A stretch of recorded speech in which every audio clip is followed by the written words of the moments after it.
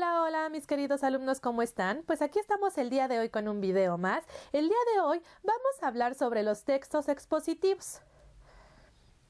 Bueno, ¿qué es un texto? Es un conjunto de enunciados de extensión variable, el cual transmite un mensaje ordenado y coherente.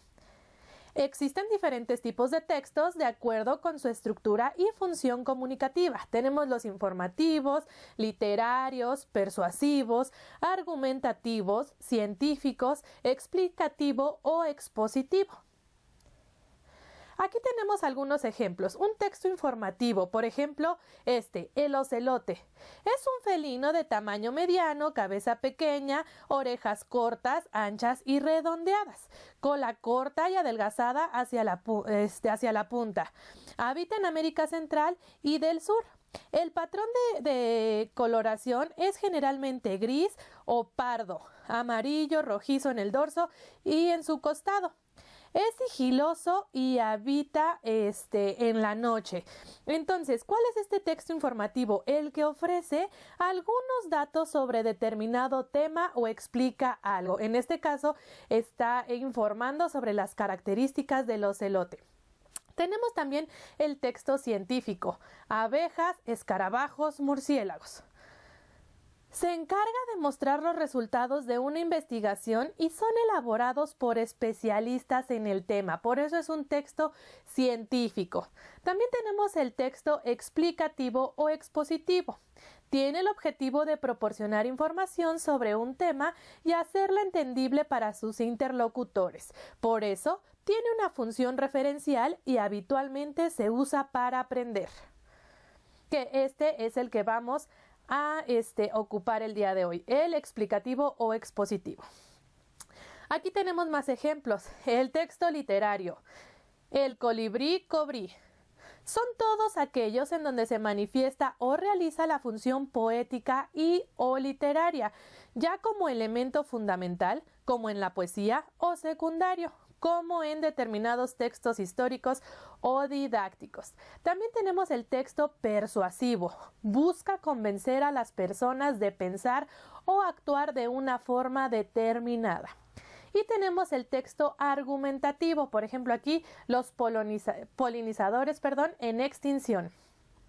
Tiene como propósito expresar opiniones, ideas y posturas sobre un tema en particular con el fin de persuadir al lector.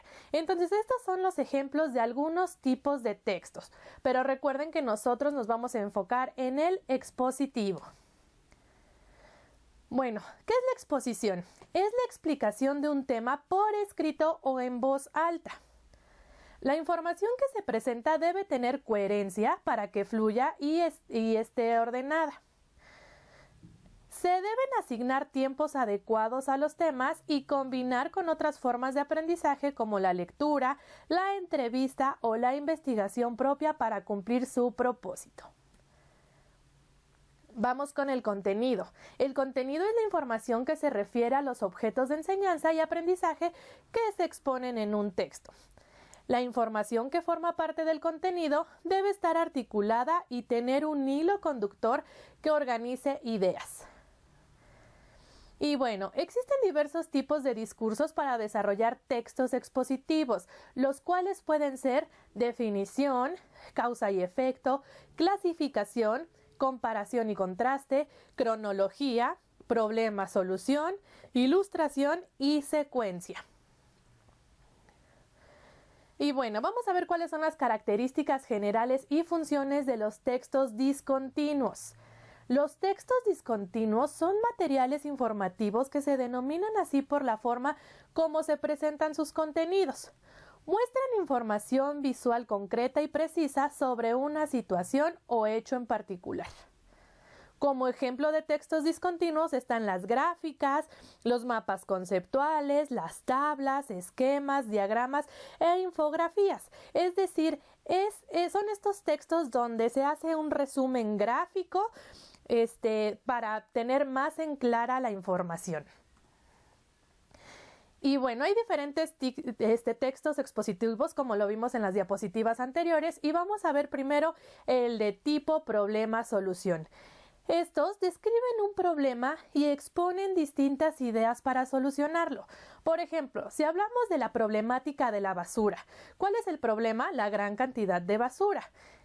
¿Cuáles serían las soluciones? Reducir la cantidad de desechos, separar la basura, reusar y reciclar. Entonces, este es un texto expositivo donde damos a conocer un problema, pero también damos a conocer las soluciones. Tenemos los textos expositivos de comparación y contraste. Se brinda información sobre las diferencias y semejanzas que existen entre dos objetos, animales, personas, lugares o ideas. Y bueno, ¿qué es comparar? Es examinar dos o más cosas para descubrir sus relaciones, diferencias y semejanzas. Aquí tenemos un ejemplo. En primavera deja de hacer tanto frío y todo empieza a florecer.